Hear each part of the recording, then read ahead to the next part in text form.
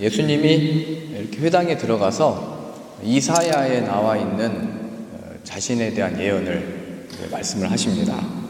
주의 성령이 내게 임하셨으니 이는 가난한 자에게 복음을 전하게 하려 하시려고 내게 기름을 부으시고 나를 보내사 포로된 자에게 자유를 눈먼 자에게 다시 보게 함을 전파하며 눌린 자를 자유롭게 하고 주의 은혜를 전파하게 하려 하심이라.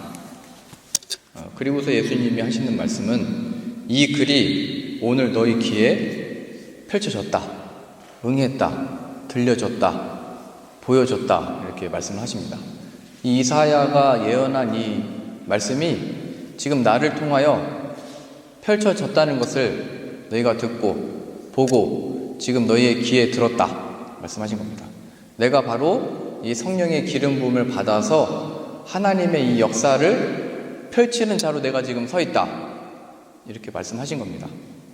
그럴 때는 사람들은 그런 말씀들을 놀래워하면서 은혜롭다고 하면서 뭐라고 이제 수군거린 거냐면 그런데 저 사람을 우리가 그 아버지를 아는데 요셉의 아들이 아니냐, 이 얘기를 하게 됩니다. 요셉의 아들. 그러니까 우리식으로 얘기하면은 뭔가 시작부터가 잘못된 것 같은데 이 표현입니다.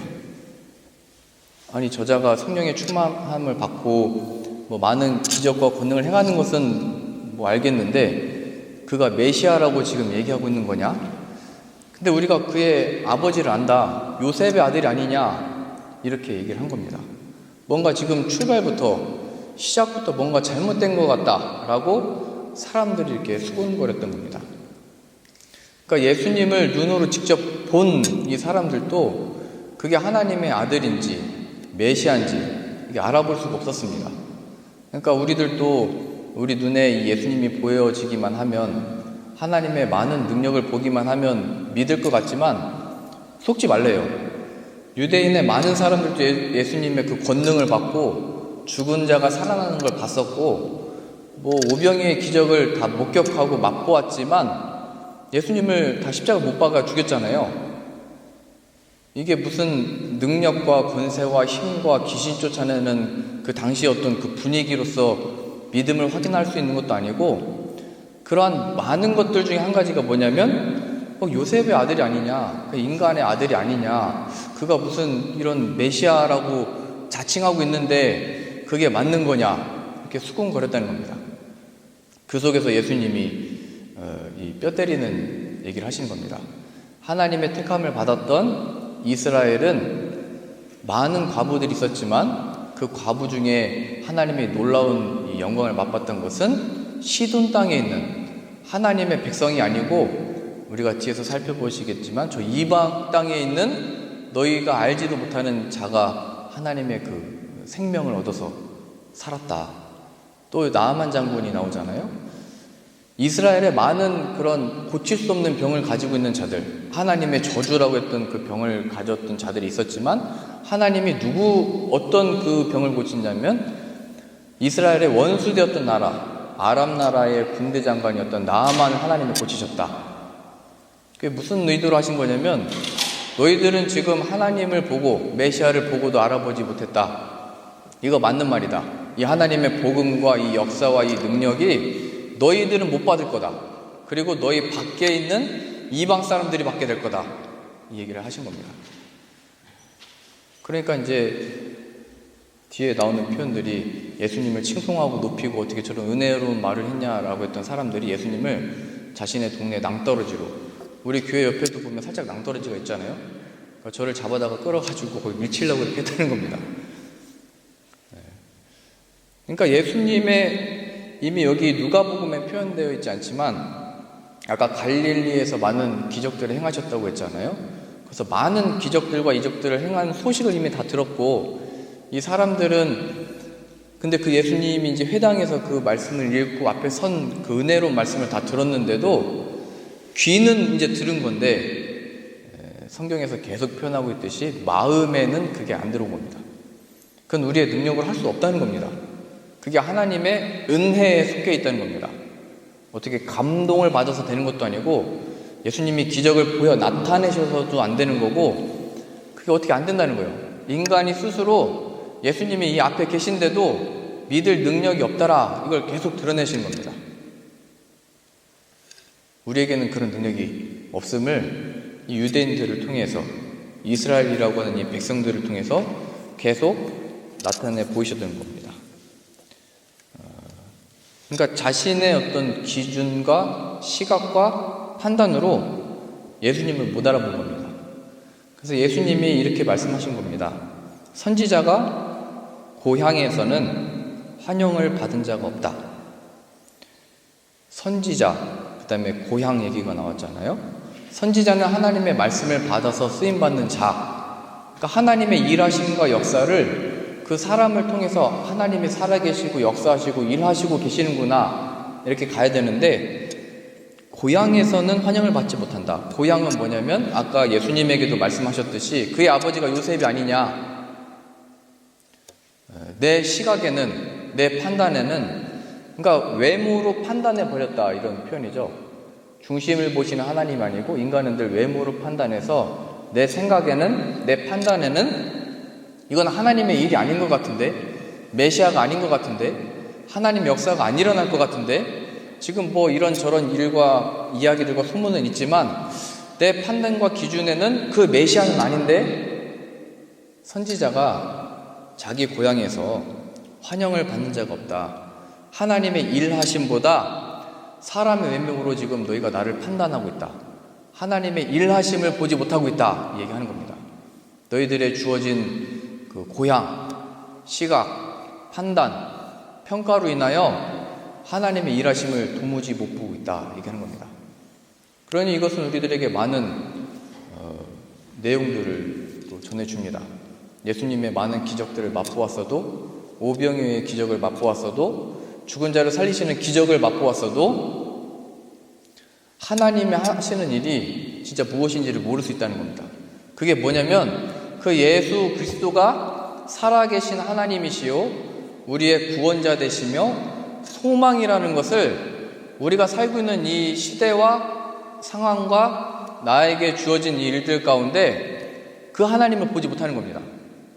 예수님을 통하여 그 하나님을 보게 되는 건데, 나에게 주어진 그게 교육이 될 수도 있고 내가 처한 상황일 수도 있고 지금 이 시대 속에 일어나는 많은 일들 속에 하나님을 보지 못하는 겁니다.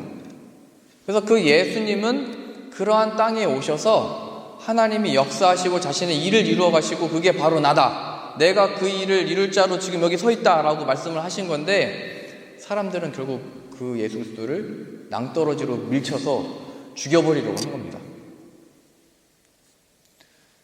지금 우리들에게 여러 상황들이 펼쳐졌었잖아요. 코로나도 지금 계속 기승을 부리다가 지금 주춤하는 것 같고, 그 찰나에 또 전쟁이 일어나고, 그래서 우리가 지금 이 영향을 벌써 받고 있잖아요. 주유소 가서 기름을 넣으려도 지금 기름값이 엄청나게 올라가지고 이미 그게 우리 피부도 느껴지고 있는 거거든요. 그리고 그 현장의 소식을 우리가 계속 들으면 굉장히 마음이 아프잖아요. 그 속에서 우리들은, 제가 이 말씀들을 보면서 구약 시대 때도 늘 이 선지자 하나가 나와가지고 하나님의 앞에서 너희들이 회개해라 외쳤잖아요. 근데 늘 백성들이 생각할 때는 지금 전쟁이 일어나가지고 외국에서 이방 사람들이 무기를 들고 쳐들어오고 있는데, 선지자는 거기서 좀 생뚱맞게 지금 이 전쟁을 준비하고 싸울 준비를 하고 싸워야지 지금 무슨 회개냐, 우리가 뭘 잘못했냐. 그러니까 선지자를 통하여 하나님의 그 뜻을 발견해야 되는데, 사람들은 다 그 하나님께로 집중하지 못했고 전쟁에 집중했다가 이스라엘 백성들의 역사가 잘 아시는 것처럼 애굽을 의지하러 가고 다른 나라를 의지하러 또 가잖아요. 하나님을 의지해라, 하나님, 이 전쟁이 하나님께 속했다, 이걸 잊어버리고 자꾸 선지자들을 무시하고 막 멸시하고 죽이려고 하고 협박하고.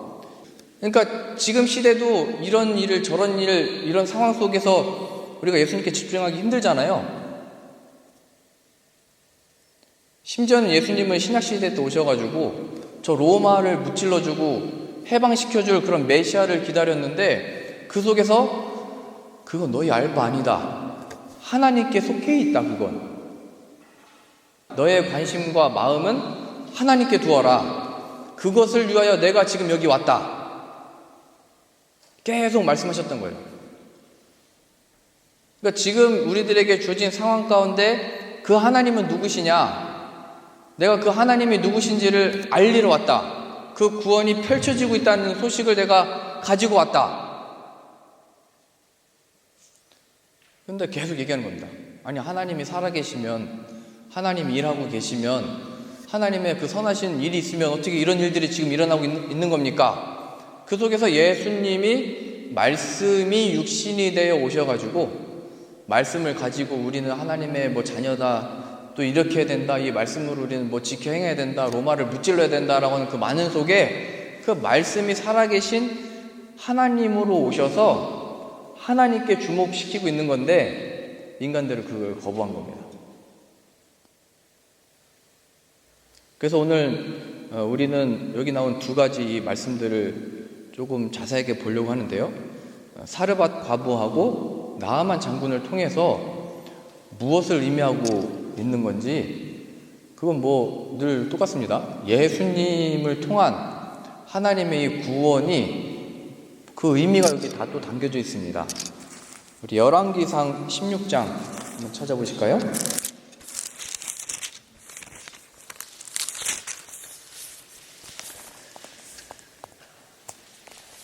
구약 544페이지입니다.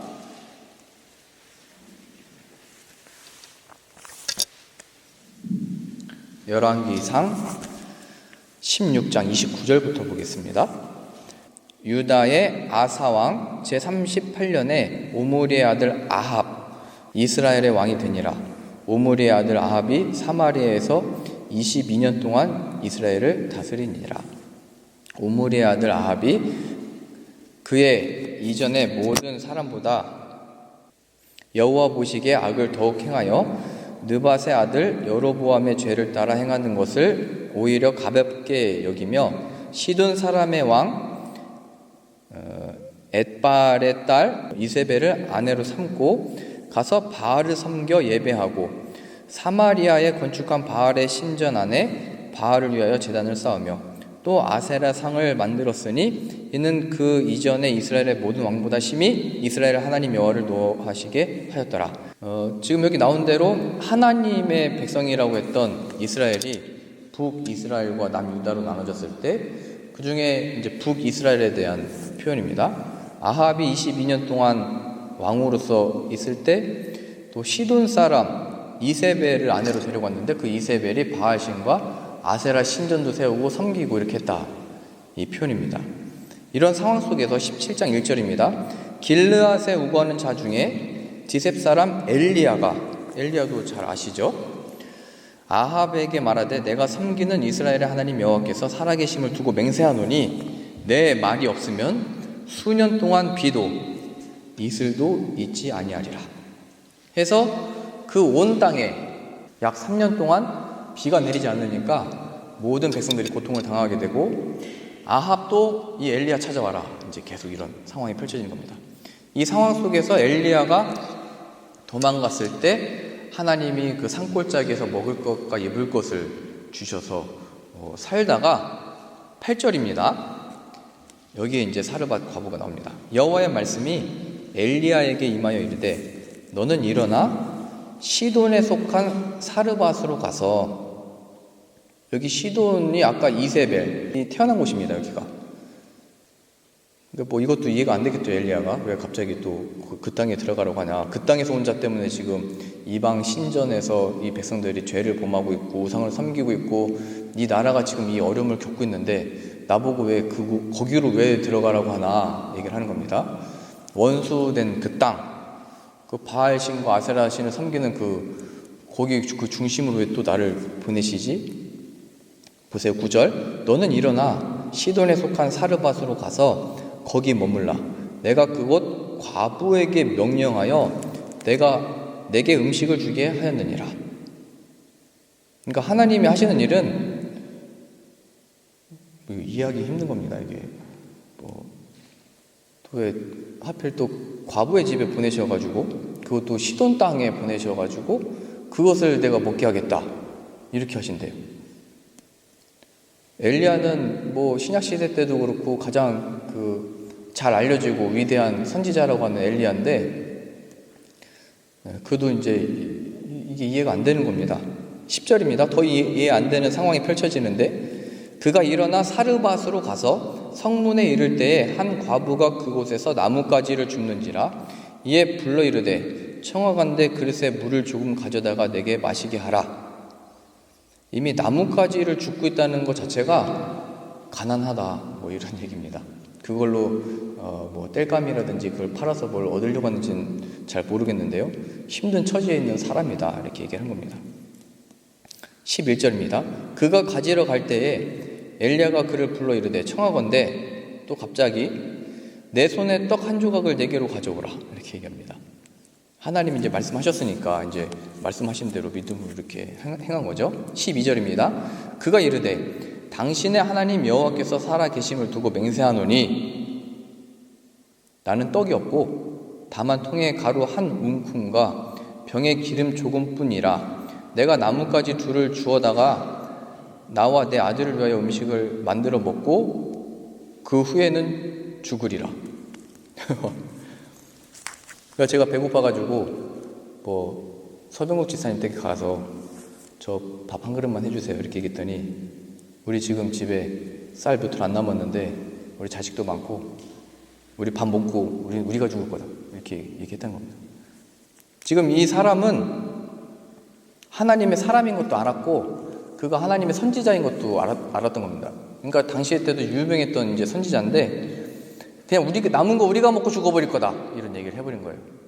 그러니까 엘리야로 보자면, 아니 하나님이 약속하셨고 이 사람들을 통해 먹을 것을 주신다고 했는데 이 반응은 뭡니까? 이렇게 나올 수밖에 없겠죠.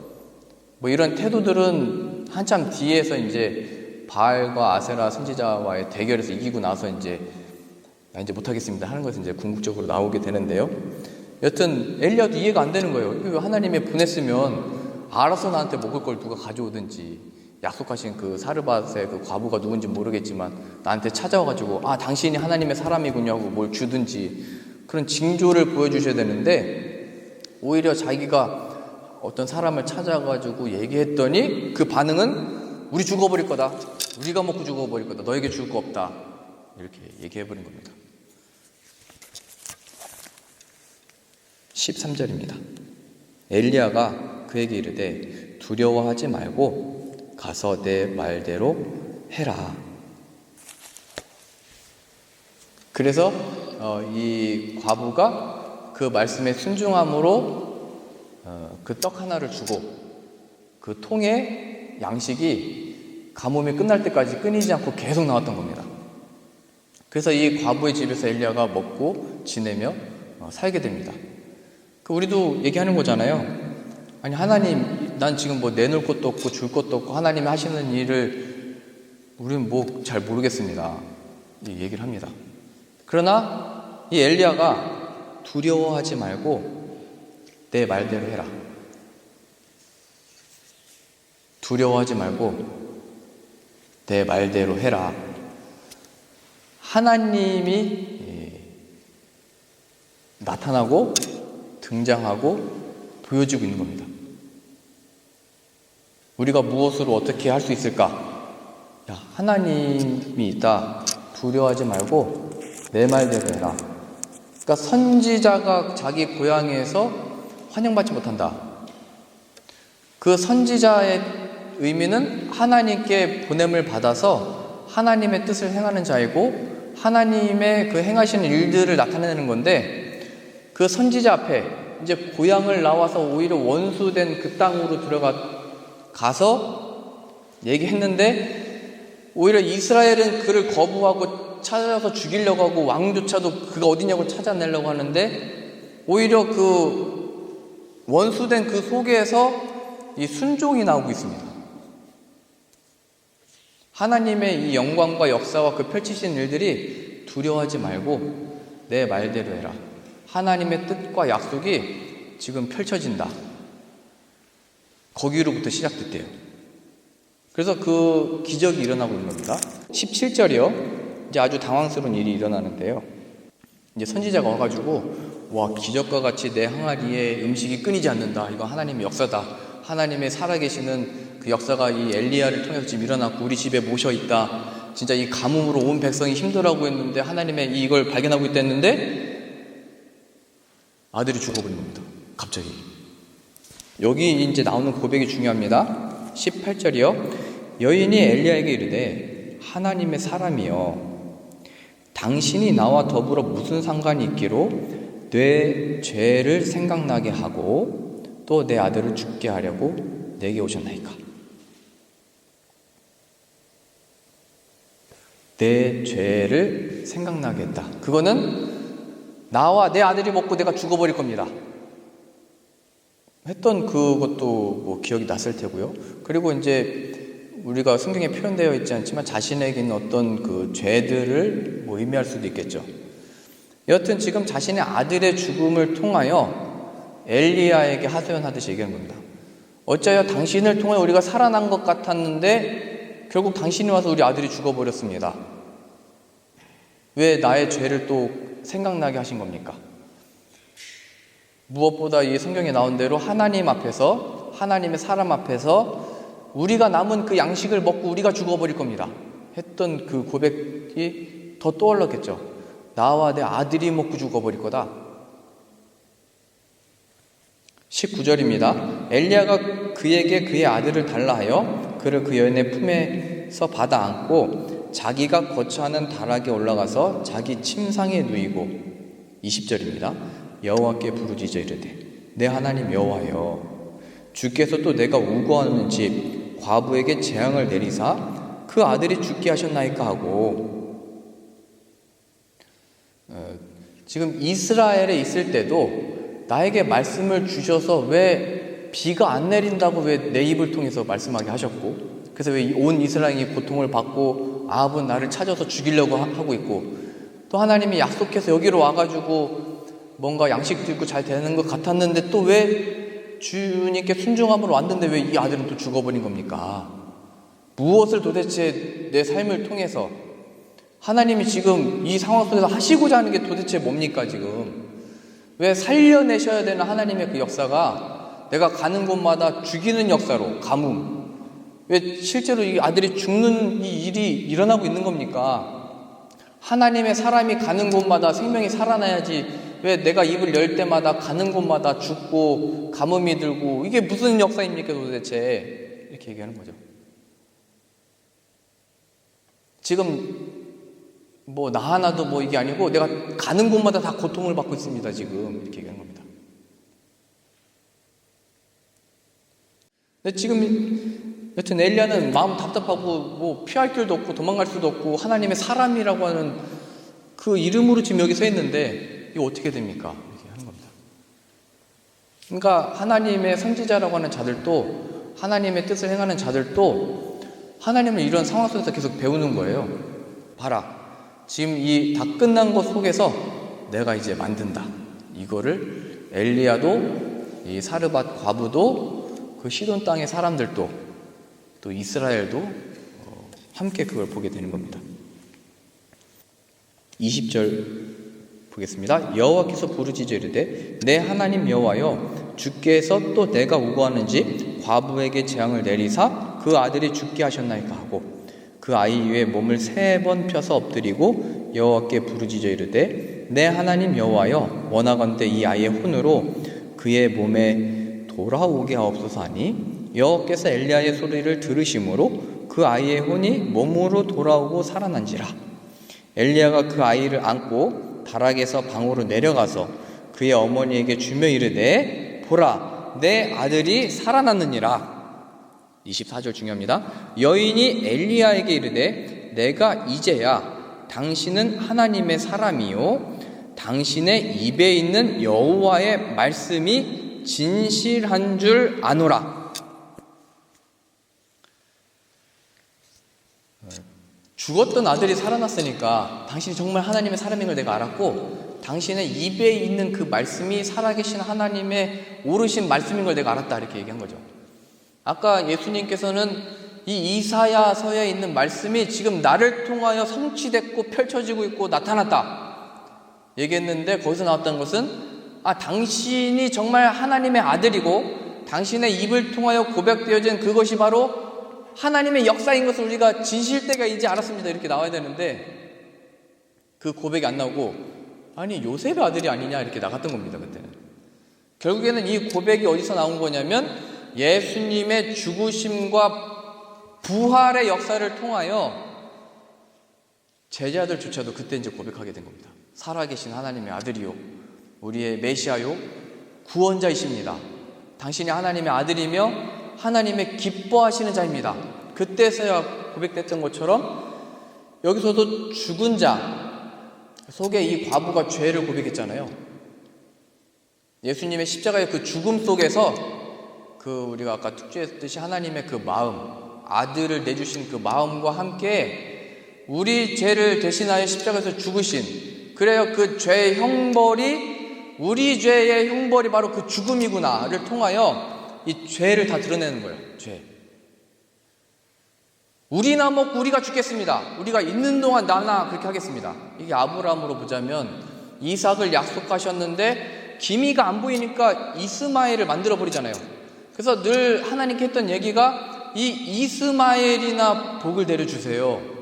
내가 만들어냈잖아요. 지금 하나님이 약속하신 아들이 어디 있어요? 제가 어떻게 지금 제 몸과 제 안에는 이미 다 그 생명이 끊어진 것 같은데, 끊어지기 전에 제가 이미 한 15년, 16년 전에 만들어 버린 거잖아요. 100세가 되기 전에.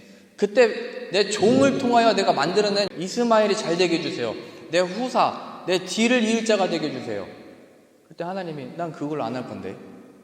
그래서 100세까지 기다리게 하셨다가 이삭을 만들어내셔서 하시죠. 그런 의미가 다 죽음 속에서 우리들의 죄를 확인하고, 그 죽음이 뭐냐면 하나님의 뜻이 어디 있어? 하나님의 역사가 어디 있어? 내 삶에 어디를 주관하고 계셔? 근데 예수님이 그 속에, 그 역사와 로마와 모든 그 속에 나타나셔서 이 복음의 기쁜 소식과 말씀이 지금 너희 귀에 응했다. 이제 너희 마음에 응해야 된다. 듣느냐 했더니 요셉의 아들인데 뭔가 시작부터 잘못된 것 같은데, 그런 역사가 나올 집안이 아닌데, 지금 내 상황과 내 처지 속에 예수님의 역사를 볼 타임이 아닌 것 같은데, 뭔가 좀 정리가 된 다음에, 시대가 좀 조용해진 다음에, 로마가 조금 어떻게 된 다음에 했던 얘기예요. 계속 이스라엘이.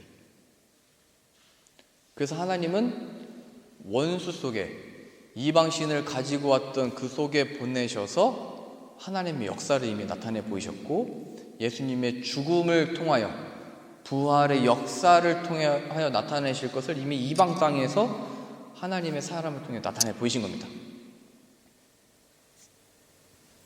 그러니까 우리가 구약을 보든지 신약을 보든지 우리의 삶을 보든지 그 역사들을 통해서 우리가 확인해야 되는 거는, 예수님 빼놓고 이게 기뻐해라, 함께 슬퍼해라, 위해져라, 도와줘라 이런 차원으로 주어진 게 아니고 예수 그리스도에게 집중해라 이 얘기하고 있는 겁니다. 예수 그리스도가 그 고통받는 땅에 혹은 잘 되고 있는 땅에 하나님이 누구신지를 선포해라 얘기하고 있는 겁니다.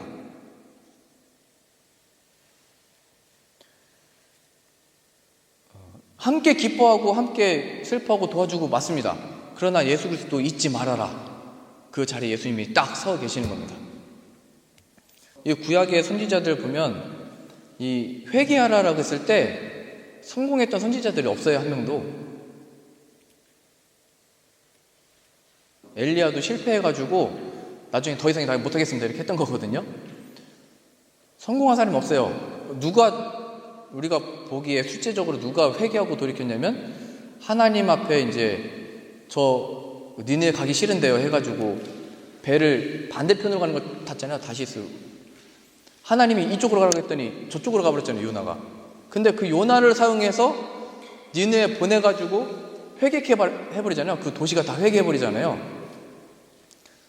그러니까 무슨 선지자가 뛰어난 능력이 있기 때문에 회개하는 것도 아니고, 선지자 중에서도 제일 말 안 들었던 요나를 그 물고기 배에 삼켜가지고 3일 뒤에 토해낸 다음에 그 땅에 토해내가지고 선포하겠잖아요. 그랬더니 오히려 그 나라가 다 회개해버렸잖아요. 우리들에게 주어진 이 역사가 얼마든지 우리를 사용하실 수 있다, 이 얘기입니다. 우리가 지금까지 예수 그리스도의 그 죽으심 앞에서 우리들의 죄를 확인해야 되는 거예요.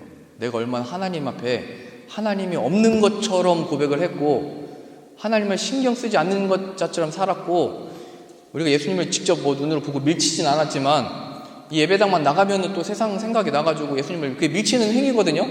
하나님이 내 삶에 어떻게 역사할 건데요? 하나님이 어떻게 일을 이루실 건데요? 하나님이 어디 살아계시는데요? 그래서 오늘 말씀에 이 회당에서 사람들이 은혜 다 받은 것 같았는데 예수님을 밀쳐서 죽여버리려고 하잖아요. 당신이 뭔데 우리에게 이런 얘기를 합니까 지금? 당신이 지금 뭔데 우리가 그래도 율법을 지키려고 했고 행하려고 했고 메시아를 기다리고 있는데 당신이 뭔데 지금 우리한테 이런 얘기를 합니까? 그 예수님이 말씀하시면 회개해야 되는 거 아니에요? 예수님이 말씀하시면 돌이켜야 되는 거 아니에요? 근데 이런 태도와 삶들이 지금 이 시대와 상황과 내 가정과 일터와 이 일들 속에 도대체 뭐 어디 계시는 겁니까? 다 구약 시대 때도 신약을 읽는 우리들에게는 예수 그리스도의 죽으심과 부활하심을 기억해라 이렇게 얘기하고 있는 겁니다. 하나님이 진짜고 회복시키실 능력도 하나님께 있고 그 구약의 많은 그 이스라엘 백성들 우리 느헤미야 볼 때도 마찬가지였잖아요. 고레스 왕이 갑자기 왜 그 유다 백성들을 포로에서 돌려보내라고 했겠어요?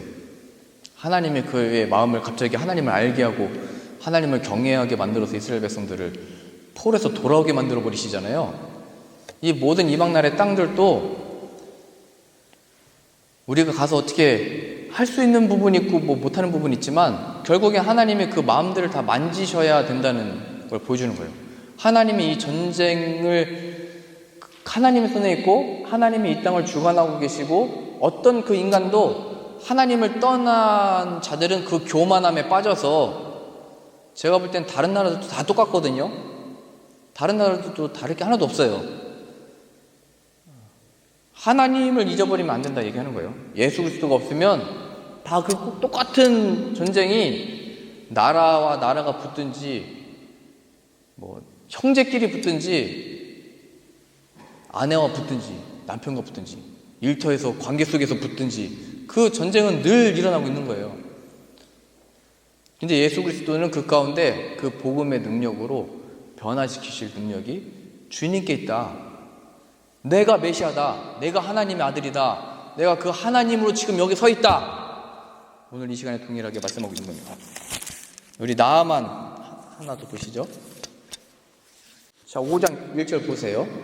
예수님이 두 번째로 말씀하셨던 나아만 장군 나옵니다. 5장 1절입니다. 열왕기하 5장 1절. 아람 왕의 군대 장관 나아만은 그의 주인 앞에서 크고 존귀한 자니 이는 여호와께서 전에 그에게 아람을 구원하게 하셨음이라. 그는 큰 용사이나 나병 환자더라. 전에 아람 사람이 떼를 지어 나가서 이스라엘 땅에서 어린 소녀 하나를 사로잡음에 그가 나아만의 아내에게 수종들더니, 그러니까 서열 2위죠. 뭐 왕 다음으로 군사 권력을 가진 자였고 그를 통하여 전쟁도 이기고, 그러니까 말하자면 이스라엘로 보자면은 원수된 또 나란 거예요. 아람 와서 여자를 잡아갔잖아요. 또 얼마나 나쁜 나라예요. 이게 나쁜 장군이고. 그런데 그 장군이 또 나음을 입고 구원을 받는 장면이 여기 나옵니다. 어린 하나 소녀를 잡아서 종으로 삼은 겁니다. 3절 보세요. 그 종이 그의 여주인에게 이르되 우리 주인이 나아만이 사마리아에 계신 선지자 앞에 계셨으면 좋겠나이다. 이건 엘리야 다음에 왔던 엘리사, 그의 제자였던 엘리사 말하는 겁니다. 그가 그 나병을 고치리이다 하는지라. 나아만이 들어가서 그의 주인께 아뢰되, 왕에게 말했다는 겁니다.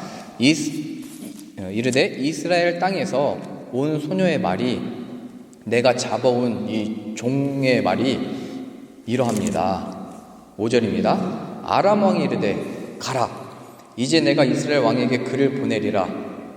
그 왕한테 그 사람 만나게 해달라고 하고 병고침을 받고 와라. 이렇게 얘기를 해보는 거예요. 그랬더니 이스라엘 왕이 7절에 이스라엘 왕이 그 글을 읽고 자기 옷을 찢으며 이르되 내가 사람을 죽이고 살리는 하나님이냐? 그가 어찌하여 사람을 내게로 보내 그의 나병을 고치라 하느냐? 너희는 깊이 생각하고 저 왕이 틈을 타서 나와 더불어 시비하려 함인 줄 알라하니라. 뭔가 시비 걸어서 전투하여서 또 전쟁 일으키려고 하는 거구나. 이스라엘 왕은 또 이렇게 생각을 했다는 거예요. 8절입니다. 그때 하나님의 사람 엘리사가 이스라엘 왕이 자기의 옷을 찢었다 함을 듣고 왕에게 보내 이르되 왕이 어찌하여 옷을 찢었나이까? 그 사람을 내게로 오게 하소서. 그가 이스라엘 중에 선지자가 있는 줄을 알리라 하니라. 하나님이 신호를 주셨죠. 왕이 옷을 찢었다는 왜 찢었냐 또 물어봤을 테고, 그 아람 왕의 그 군대 장관 나아만이 이렇게 해가지고 이렇게 왔는데 이런 시비가 붙었고 지금 뭔가 긴장감이 조성되는 것 같다. 자신의 종을 보내서 나에게 보내소서 얘기한 겁니다. 이스라엘 왕한테. 9절입니다. 나아만이 이에 말들과 병거들을 거느리고 이르러 엘리사의 집에 서니, 자 이제 중요합니다. 10절입니다. 엘리사가 사자를 그에게 보내 이르되 너는 가서 요단강에 몸을 7번 씻으라. 내 살이 회복되어 깨끗하리라 하는지라. 11절에 나아만이 노하여 물러가며 이르되 내 생각에는 그가 내게로 와서 엘리사가 내게 직접 와서 내 앞에 서서 그의 하나님 여호와의 이름을 부르고 하나님 하나님 외치면서 그의 손을 그 부위에 흔들어 나병을 고칠까 했다. 근데 화가 난 거죠. 오지도 않고 종을 보내놓고 지금 어디 가서 씻으라고 그러고 화가 났습니다. 지금 직접 와야죠. 그리고 이 사람 말처럼 직접 하나님을 부르면서 그 아픈 부위에다 손을 얹고, 승주가 머리가 아픈데 그러면 이렇게 목사님이 그 머리 손을 얹고 이렇게 해야 되는데 말하자면 새알을 보내가지고 형 가서 씻고 와 이렇게 했다는 거예요. 그랬더니 12절에 이 나아만이 이렇게 얘기해요. 다메섹강 아바나와 바르발은 이스라엘 모든 강물보다 낫지 아니하냐? 내가 거기서 몸을 씻으면 깨끗하게 되지 아니하려 하고 몸을 돌려 분노하여 떠나니. 그냥 떠나버린 거예요. 화를 내고 그냥 떠나버린 겁니다. 이 요단강은 깨끗하지도 않고 내가 더 깨끗한 강도 알고 있는데 내가 거기서 씻지 여기서 씻겠냐? 이렇게 얘기했다는 거죠. 내가 지금 안 씻어가지고 이 병이 걸린 거냐? 이렇게 얘기한 겁니다. 내가 지금 안 씻어가지고 이런 고통을 당하고 있는 거냐? 그러니까 말하자면은 지금 뭐 하는 거냐? 이렇게 해서 화를 내버리고 간 겁니다. 장군의 성정이니까 화를 막 버럭 냈겠죠. 이게 지금 뭐 하는 거냐? 나 오라고 해놓고는 지금 이게 뭐냐? 그랬더니 13절입니다. 그의 종들이 나와서 말하여 이르되 내 아버지여 선지자가 당신에게 큰 일을 행하라 말하였다면 행하지 아니하였으리까? 하물며 당신에게 이르기를 씻어 깨끗하게 하라 함이니까. 아니 당신에게 힘든 일을 시켜서 당신이 돈을 내라고 했습니까? 아니면 크게 힘든 일 바위를 들라고 했습니까? 사자 한 마리를 잡아오라고 했습니까? 뭘 시켰습니까? 가서 씻으라고 했는데 화를 가라앉히고 그의 말대로 해보십시오. 14절입니다. 나아만이 이에 내려가서 또 말대로 내려갑니다. 하나님의 사람의 말대로 요단강에 7번을 몸을 잠그니 그의 살이 어린 나이에 살같이 회복되어 깨끗하게 되었더라. 또 깨끗하게 됐습니다. 여기서 보면 또 이방 나라에 어떻게 보면 원수되었던 자신의 나라의 여자들을 데려가서 종으로 삼았던 왕이 나음을 받고 있죠. 지금 또 여기 오해하지 마세요.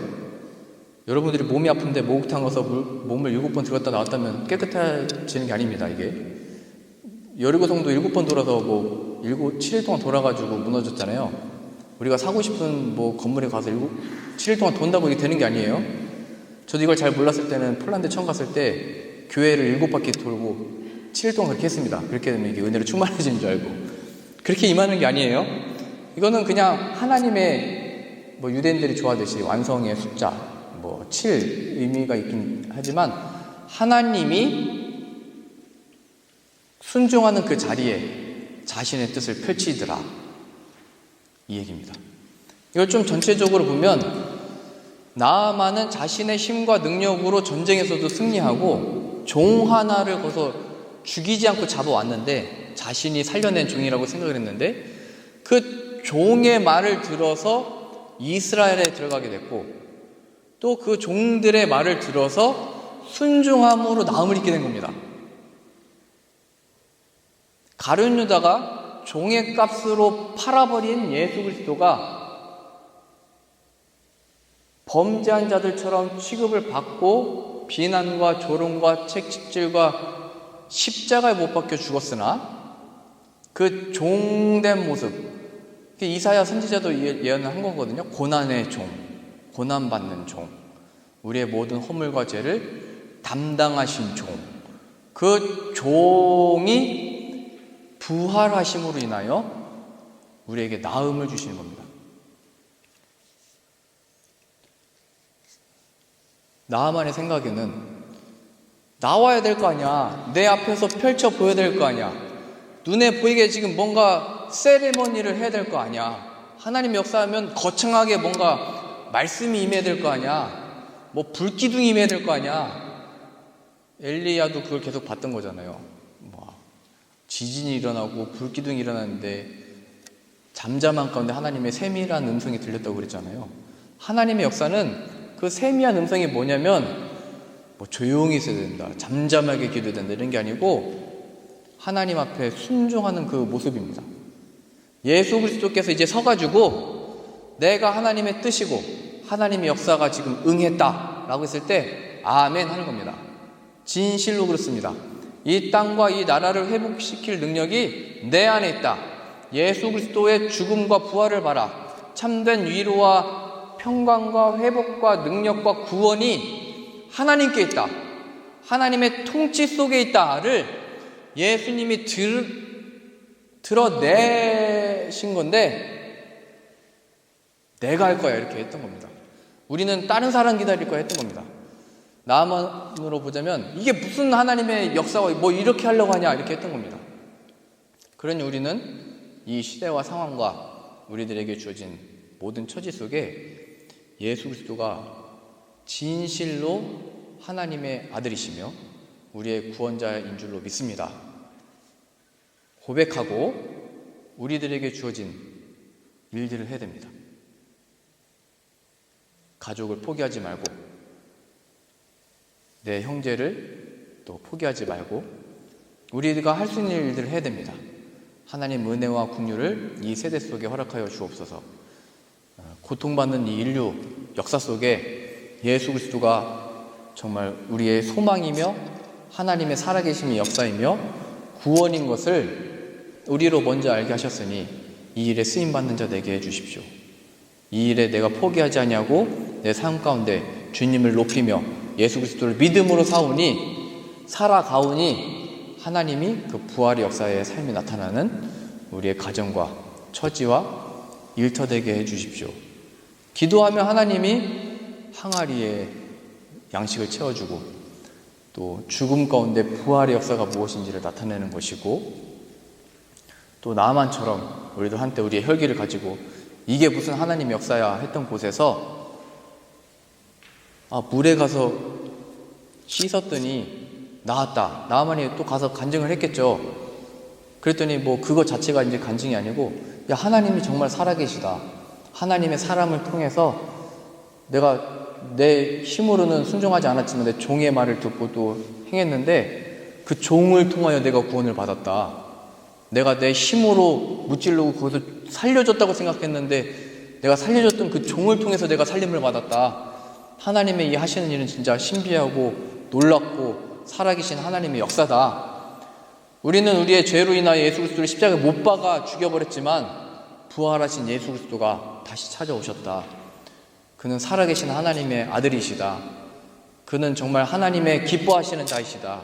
그 예수님으로 인해서 나는 지금을 포기하지 않고 산다. 이게 하나님이 우리 안에 역사하시는 방법이며 또 이 세상 속에 하나님의 살아계심을 나타내는 순간인 것을 기억하셔서 오늘을 또 내일을 그 예수님을 믿음으로 사는 저 여러분들 다 되실 수 있기를 바랍니다. 기도하겠습니다. 하나님, 이사야서의 말씀을 가지고 이제 주의 백성들 앞에 섰습니다. 그러나 그 백성들은 그 예수 그리스도를 몰아냈습니다. 그러나 그 예수 그리스도께서 십자가에게까지 내몰림을 받아 종의 값으로 팔려 죄의 형벌로 죽으셨으나 부활하심을 믿습니다. 부활하신 예수님이 우리를 다시 부르시고 이제는 우리를 이 땅에 보내셨사오니 예수님을 믿는 믿음 안에서 사는 자 되게 하여 주옵소서. 예수님의 이름으로 기도합니다. 아멘.